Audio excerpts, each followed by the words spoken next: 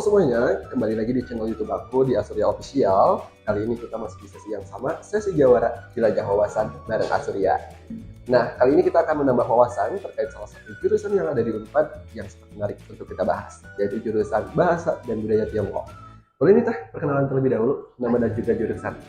Oke, halo semuanya. Perkenalkan, nama aku Adinda Mariam. Aku dari jurusan Bahasa dan Budaya Tiongkok angkatan 2023. Oke, biasa dipanggil Teh Dinda berarti. Iya, Teh Dinda. Nah, Teh Dinda, kalau misalkan Teh Dinda dulu masuk ke Unpad jalur apa? Aku masuk Unpad jalur Mandiri SNUP. Oh, jalur mandiri. Kalau misalkan jurusan Bahasa Budaya Tiongkok ini tuh ada juga nggak sih di SNBP sama SNBT? Oke, kebetulan di tahun aku cuma terbukanya di jalur Mandiri, tapi semenjak tahun 2024 terbuka di SNBP, SNBT, sampai SNUP. Oke, berarti sekarang terbuka di ketiga jalur. Betul. Kalau misalkan alasan Teh Dinda masuk jurusan BBT, itu apa sih?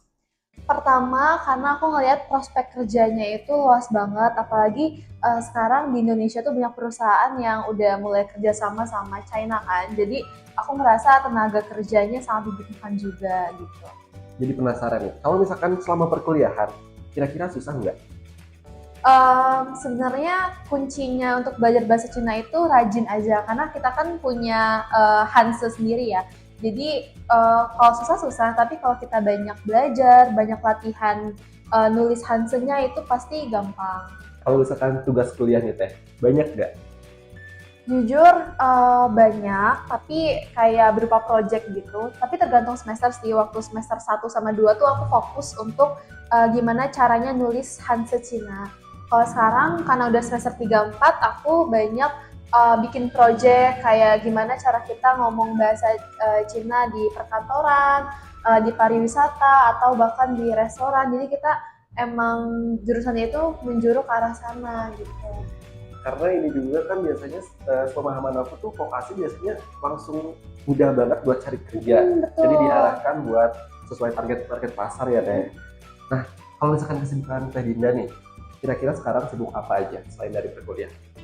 Kebetulan aku baru banget demis dari organisasi ya, jadi kemarin aku sibuk jadi kadep Hima, terus beberapa kepanitiaan dari kampus juga. Untuk sekarang aku cuman aktif di UKM FIB Rator Dance aja. Keren banget ya, berarti selain aktif di bidang akademik, aktif juga di organisasi kampus kayak gitu ya Teh. Yeah. Dan buat teman-teman, Teh Dinda ini juga merupakan putri FIB angkatan sama aku. Nanti kalau misalkan mau tanya-tanya putri FIB juga bisa banget ke Teh Dinda kan sih. Iya.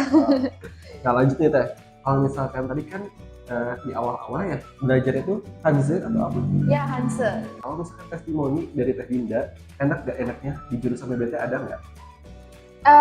Enaknya sebenarnya tugas kita itu cuman fokus ke pemahaman dan menghafal.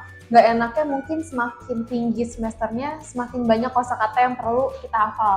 Mungkin dulu semester 1 target aku kalau mau UTS UAS kayak cuman belajar 30-60 kosakata, mungkin sekarang bisa sampai 120-150 kosakata setiap UTS. Jadi semakin tinggi levelnya gitu.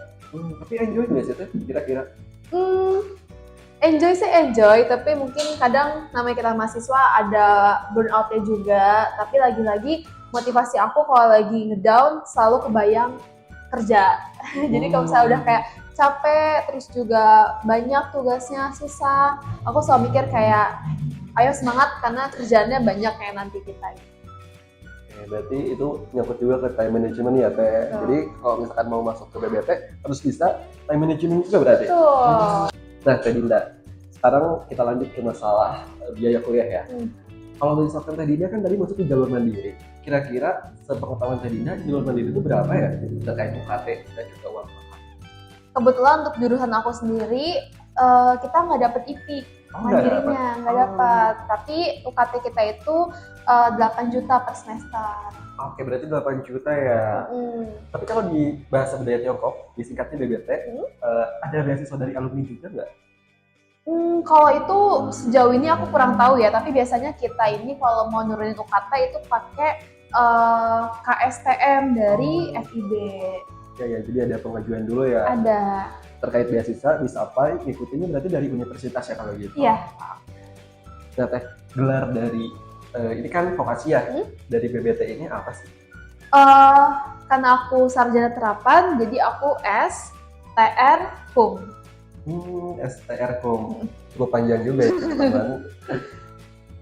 Nah Teh Dinda, tadi kan Teteh masuk jalur mandiri ya. Kalau misalkan untuk jalur SNBP dan juga SNBT nilainya kira-kira berapa ya? Tahu nggak? Kalau SNBP aku kurang tahu ya, tapi karena aku masuk mandiri itu lewat jalur UTBK, waktu itu skor aku sekitar 619. Cukup tinggi juga ya Teh. Oke Teh Dinda, pertanyaan dari aku dicukupkan segitu aja. Dari Teh Dinda ada kesan-pesan nggak atau pesan-pesan gitu untuk calon mahasiswa UNPAD khususnya yang mau masuk PBT di tahun ini? Oke, paling dari aku buat kalian semua tetap semangat belajarnya, tetap semangat ngejar mimpi kalian, jurusan impian kalian, apapun nanti yang kalian dapat itu mungkin takdir yang terbaik buat kalian dan tetap semangat menjalani perkuliahannya.